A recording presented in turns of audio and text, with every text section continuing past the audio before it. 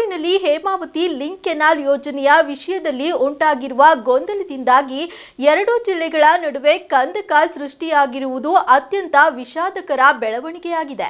ಈ ಹಿನ್ನೆಲೆಯಲ್ಲಿ ಬಿಜೆಪಿ ಕನಕಪುರ ಶಾಸಕ ಮಂಜುನಾಥ್ ಅವರು ಸಿಎಂ ಅವರಿಗೆ ಪತ್ರ ಬರೆದು ಎರಡು ಜಿಲ್ಲೆಯ ಜನಪ್ರತಿನಿಧಿಗಳು, ಮುಖಂಡರು ಮತ್ತು ನೀರಾವರಿ ತಜ್ಞರ ಸಭೆ ಕರೆದು ಯೋಜನೆಯ ಸಾಧಕ ಬಾಧಕಗಳ ಬಗ್ಗೆ ಅವಲೋಕಿಸಿ ಅವರನ್ನ ವಿಶ್ವಾಸಕ್ಕೆ ತೆಗೆದುಕೊಂಡು ರೈತರು ಮತ್ತು ಜನಸಾಮಾನ್ಯರಿಗೆ ಅನುಕೂಲವಾಗುವ ರೀತಿ ಕ್ರಮ ಕೈಗೊಳ್ಳಬೇಕೆಂದು ಸರ್ಕಾರವನ್ನ ವಿನಂತಿಸಿಕೊಳ್ಳುತ್ತೇನೆ ಎಂದು ಡಾಕ್ಟರ್ ಮಂಜುನಾಥ್ ಸಿಎಂಗೆ ಬರೆದ ಪತ್ರದಲ್ಲಿ ಉಲ್ಲೇಖಿಸಿದ್ದಾರೆ।